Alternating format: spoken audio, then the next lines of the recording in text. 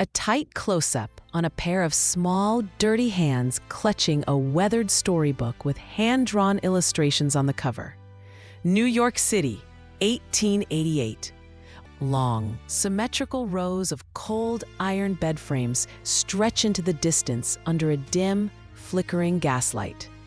Emma sits on the edge of an iron bed, whispering to Tommy while pointing at a drawing of a sun-drenched field in their weathered storybook. A towering silhouette of Charles Loring Brace stands against a massive, bright window at the end of the dark hallway. Emma pulls Tommy close in the crowded ward, her lips moving as she makes a silent, fierce promise to never let go of his hand. The siblings walk toward a massive black steam locomotive, its engine hissing white steam that swallows the bottom of their coats.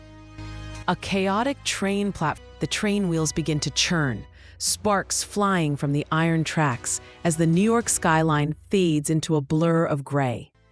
Night falls inside the car. The only light comes from a swaying oil lantern, casting long, dancing shadows on the wood-paneled walls. Tommy shivers in his sleep. Emma quietly pulls her thin shawl off her shoulders and tucks it around him. Emma opens a small cloth wrap to find a single, hard piece of crusty bread.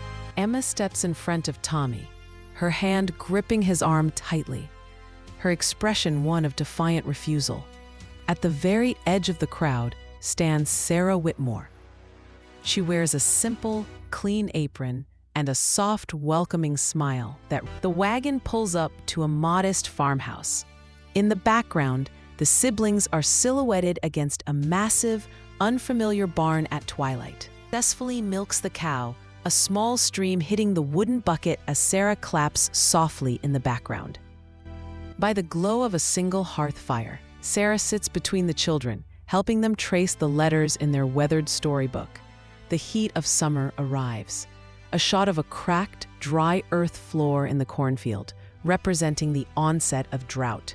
Sarah, Emma, and Tommy stand together in the field, carrying heavy wooden buckets of water to the wilting crops. Under a scorching sun, the three of them work side by side, wiping sweat from their brows, but refusing to stop. Clouds finally break. Rain pours down on the farmhouse, and the children dance in the mud with joy. A golden sunset illuminates a massive mountain of harvested grain piled high inside the wooden barn.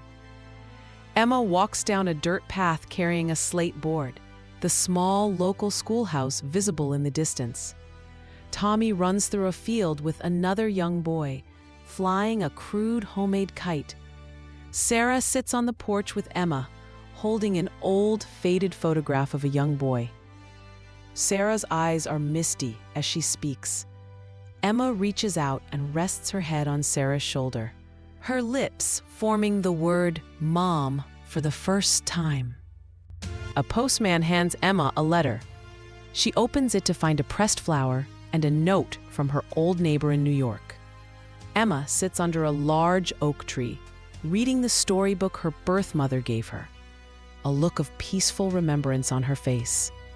A wide shot of a community Thanksgiving table set outdoors, filled with neighbors, with Sarah, Emma, and Tommy at the head. Years pass. A montage of various hands, young and old, rough and smooth, joining together in a circle. An adult Emma, dressed in professional attire, stands in a New York office, greeting a group of young orphans with the same soft, welcoming smile Sarah once gave her. The orphan train movement, 1854 to 1929, helped more than 200,000 children find new homes. While many found loving families, others faced great hardship. This story honors the resilience of those who traveled the rails toward a new beginning.